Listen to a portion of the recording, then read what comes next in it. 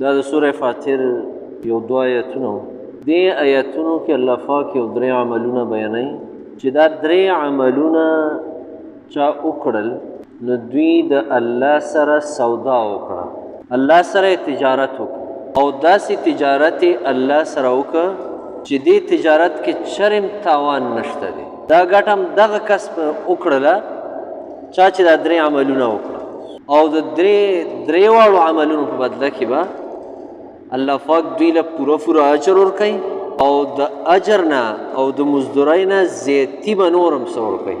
ځکه الله پاک د چا عمل هغه ضایع کوي نه، بلکې د هغې بدله الله پاک دنیا کې هم ورکوي او آخرت کې هم د هغې بدله او اجر ورکوي. هغه درې عملونه څه دي؟ هغه درې عملونو کې د ټولو نه اولنی عمل هغه دا دی چې یتلون کتاب الله، چې څوک د الله کتاب لولي، د الله د کتاب تلاوت کوي او حق تلاوت کوي د قرآن. څنګه چې الله قرآن کې فرمایلي الذین آتیناهم الکتاب یتلونه حق تلاوته اولئک یؤمنون به. هغه خلک چې الله وایي موږ ورته کتاب ورکړی هغوی دا کتاب په حق تلاوت باندې لولي. او حق تلاوت د قرآن څه دی؟ هغه دا دی چې د قرآن د الفاظو نه دی خبري، صحیح تلفظ سره صحیح الفاظو سره قرآن لولي. یعنی قرآن عربی ژبه کې لولي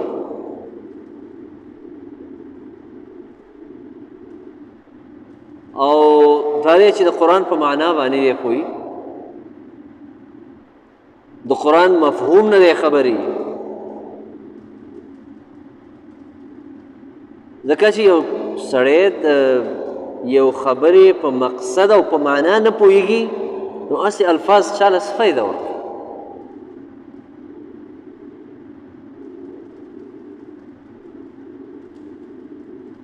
یو سړی په عربۍ باندې نه پوهېږي یا یو عربي هغه په پښتو نه پوهېږي او تو ته بار بار دا وې ورته دا وې چې بازار ته لاړ شه بازار ته لاړ شه، دا ته بار وې دا الفاظ،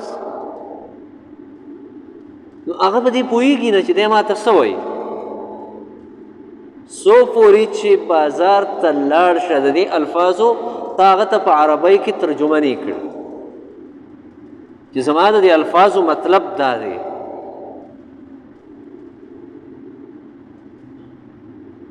نو قرآن بار من آړو او راړو د الحمدونه د والناس پورې الحمدونه د والناس پورې مانځه کې مللو تراو کې مللو همداسې مللو، خو په دې پوه نه یو چې دا موږ څه لولو. دا د الله کلام دی، دا زه څه یم او الله ما نه څه غواړي. ځکه د قرآن تلاوت د قرآن لوستل هغه موږ له مذهب نه راکوي او مذهب په دې وجه نه راکوي چې په هغې موږ پوهېږو نه.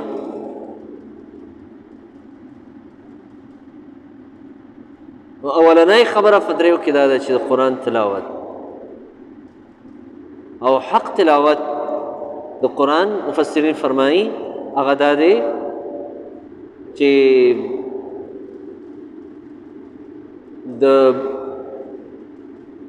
د قرآن اطاعتو کې د قرآن خبره ومني او د قرآن نافرماني ونه کې. دا د قرآن حق تلاوت دی او قرآن کې چې څومره څه دي په دې باندې عمل وکړي، دا عملي طور خپل کې.